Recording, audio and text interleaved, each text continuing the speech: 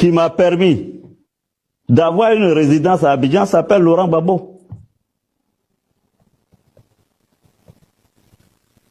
Et celui qui vient me l'arracher s'appelle Alassane Ouattara. Je me suis battu. J'ai été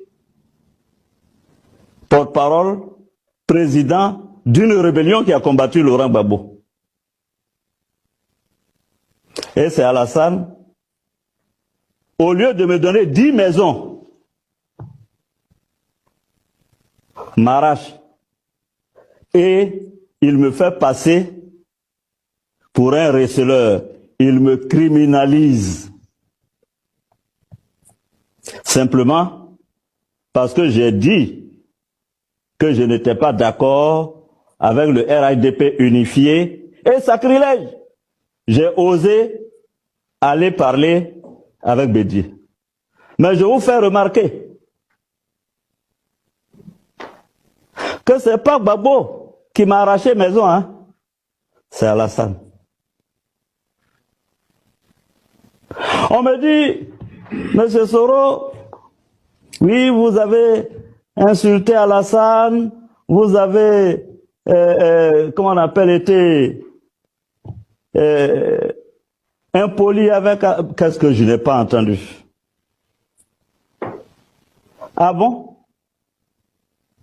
J'ai été impoli à Alassane, j'ai mal parlé à Alassane, c'est ce qui justifie qu'il demande à la justice de me condamner à perpétuité, qu'il demande qu'on m'arrache une maison et qu'on me condamne à 20 ans. Franchement. Donc qu'est-ce que Gbagbo aurait dû me faire alors? Lui contre qui on a pris les armes. Ironie de l'histoire, M. Ouattara qui a bénéficié de la bienveillance de la communauté internationale, parce qu'il faut bien le dire, j'ai quand même été son premier ministre et j'ai été premier ministre pendant 5 ans en Côte d'Ivoire.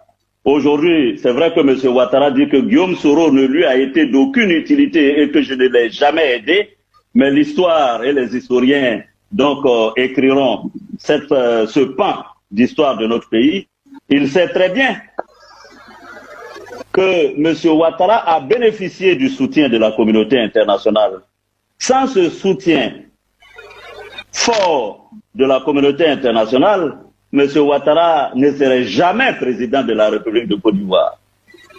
Je peux même vous dire que c'est sur la base d'une réunion du Conseil de sécurité et de paix de l'Union africaine que le Conseil constitutionnel de M. Yaopold Ndré a déclaré M. Ouattara vainqueur.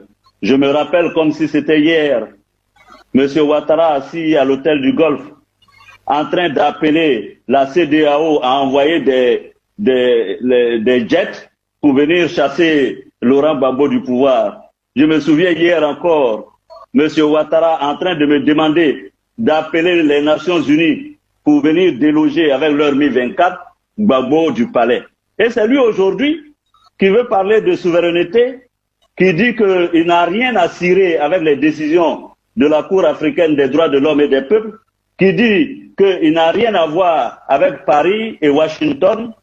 Je suis personnellement non seulement surpris, mais ahuri face à la métamorphose de l'homme.